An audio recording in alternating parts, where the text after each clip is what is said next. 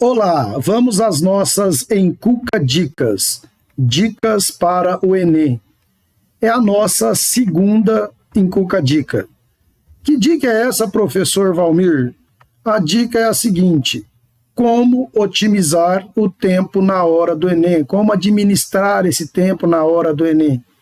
Basicamente isso. Ah, professor, eu já faço isso.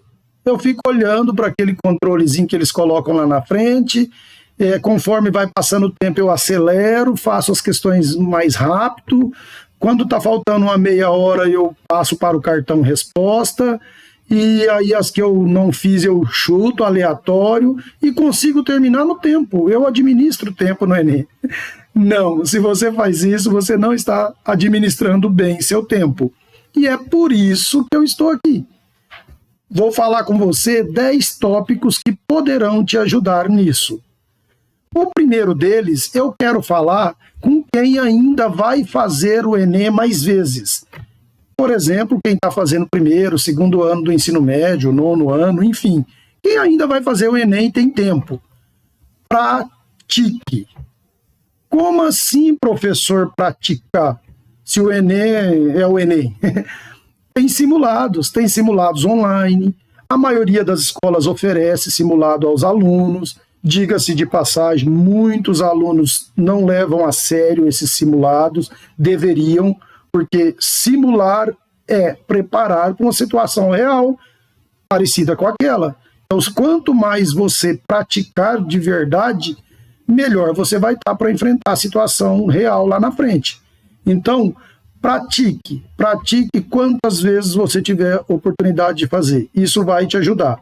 Eu costumo brincar que quanto mais pratica, melhor fica.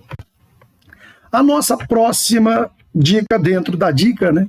Nosso próximo item é: concentre-se para iniciar a prova. Como assim, professor? Bom, concentre, desligue, tente desligar de tudo que está lá fora para a prova, respira fundo.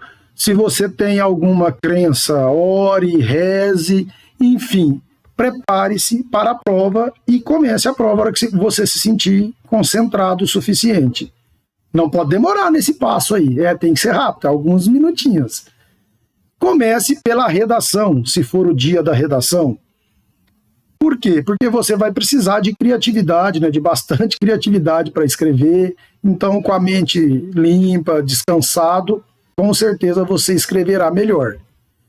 Depois, quando for para as questões específicas, né, procure começar pelas disciplinas que você gosta mais, que você mais domina.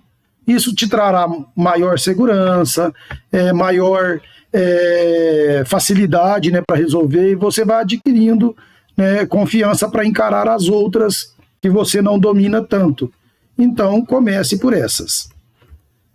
Quando for para as questões específicas, né, vá direto ao X da questão. O que eu estou querendo dizer com isso? Depois que você for direto ao X da questão, se necessário, leia todo o texto. Eu vou explicar melhor para você isso. O que eu estou querendo dizer com isso? Toda questão, ou quase toda questão do Enem, tem um texto enorme ou algumas informações e depois a pergunta em si e aí as alternativas. Eu estou te dizendo para ir direto naquela pergunta.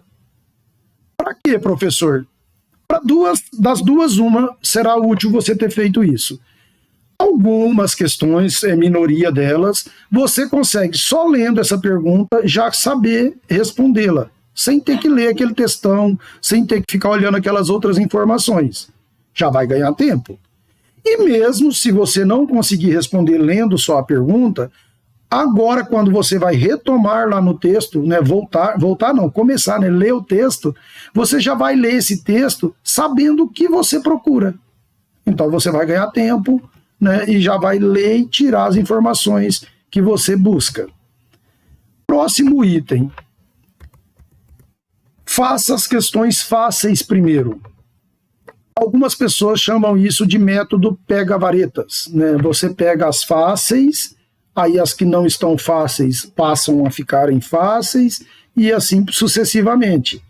Pode ser que isso não aconteça lá na sua prova em relação a fazer as não fáceis ficarem fáceis. Mas você se garante já resolvendo as fáceis e acaba ganhando confiança para encarar, pelo menos, né, as que você julgou que não são tão fáceis. Professor, as que eu achei difícil, eu não consigo de primeira resolver, o que eu faço? Já chuto? Não chuta primeiro. O primeiro passo é pule essas questões. Pule à vontade, tá? Não fique com medo de pular. Só que não dá aquele pulo aleatório e deixa ali em branco, não. Essa dica é muito importante. Muitos alunos não fazem isso e ficam perdidos depois, perde tempo. Identifique as questões que você pulou. E eu digo mais, identifique nível de dificuldade. Eu costumo dizer para colocar assim, possíveis e quase impossíveis, né, quando você for pular. Escreve lá no número da questão mesmo, porque fica fácil, quando você for retornar a elas, você já sabe quais são as questões que você tem que ir lá tentar fazer numa segunda passada, certo? Isso vai fazer com que você ganhe tempo. Feito isso, quando você for retornar a essas questões que você pulou, façam então as que você colocou como possíveis, façam as que você colocou como quase impossíveis, as que você conseguir, lógico, né? As que não conseguir, aí sim vai para o plano B, que é do chute. E aí eu chuto qualquer uma, professor? Não. No vídeo anterior, na Encuca Dica número 1, eu falei sobre um bom chute, como dar um bom chute. Eu vou deixar na descrição do vídeo o link do vídeo anterior para quem não assistiu, assistir. É importante. Tem técnica para você chutar melhor.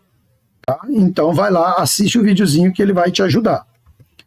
Continuando aqui nas nossas dicas dentro da dica, na hora de passar para o cartão resposta, alguns falam gabarito, enfim, o nome não importa. Tem duas estratégias que normalmente são usadas. Passar durante a prova, você faz 10, 15, 20 questões, já passa para o gabarito, para o cartão resposta, faz mais 10, 15, passa de novo até o final da prova. Ou alguns passa para o cartão resposta apenas no final da prova, deixa para o fim. Eu, particularmente, não gosto da primeira estratégia. Por que, professor, que você não gosta da primeira estratégia? É porque o fato de você pular algumas questões pode ser que causa confusão na hora de você marcar as que você já fez. E você marcar em questões erradas a alternativa que você tinha certeza que estava certa. E aí, depois que marcou no cartão resposta, dançou. Então, eu prefiro, quando eu vou fazer, passar para o cartão resposta no final. Mas fica a critério seu.